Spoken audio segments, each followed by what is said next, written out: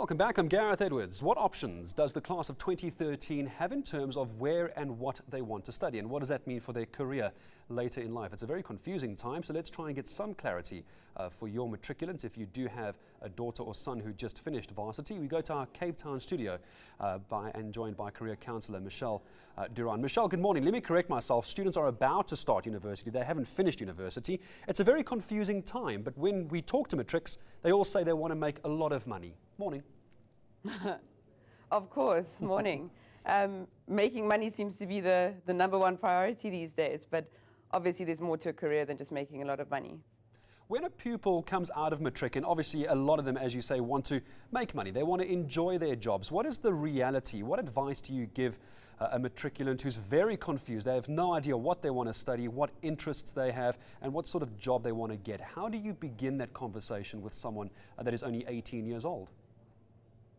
Well, that's the thing. They are only 18 years old. They're young. They're children. It's a difficult conversation to have, and it depends on every child.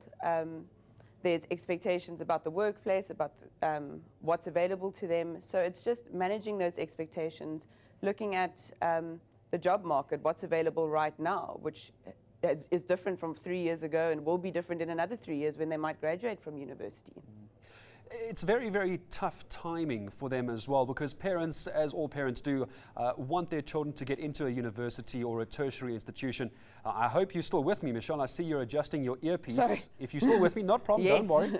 I'm going to repeat the question. I saw your earpiece dropped out. Thanks. When it comes to trying to choose what to go into, there's this debate of having a gap year. Do you agree with a gap year? And if not, do you just go in and study a general course at either varsity or, say, an FET college?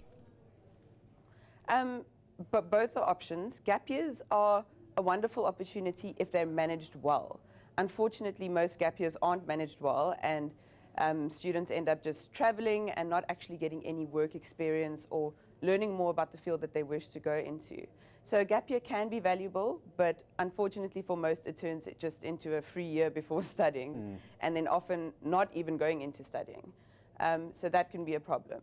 Going into a qualification that's just a bit more general, a bit broad, is a good place to start.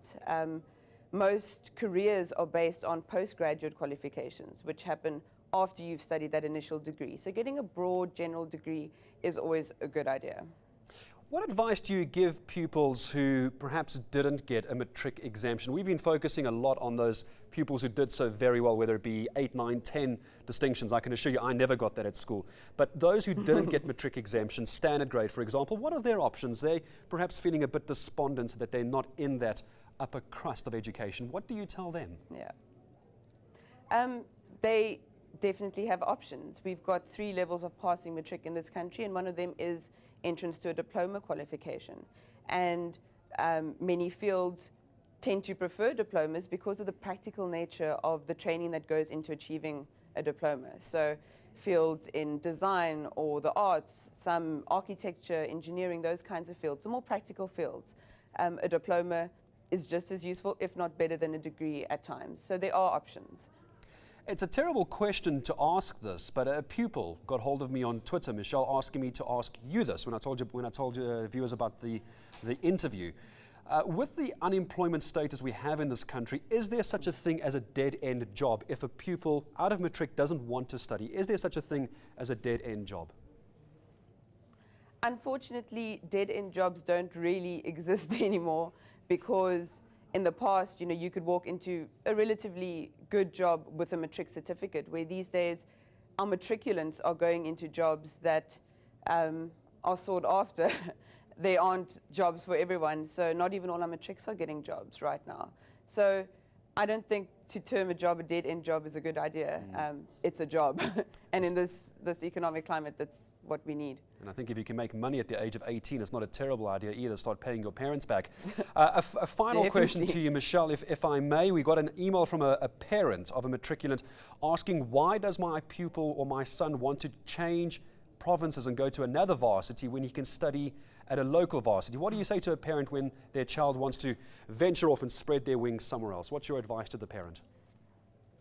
It's difficult for parents. You've raised someone for 18 years, you've molded them into the person that you think they need to be.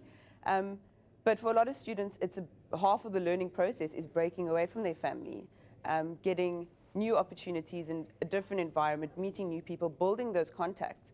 Often in sort of the outlying provinces, there aren't the opportunities in terms of making the connections and networking with the correct people for the industry that they're interested in. So moving away is a good step for those children, and unfortunately parents just need to come to terms with it. And it must be tough for the parents as well. Michelle, thank you very much. I'm glad the earpiece stayed in for our interview.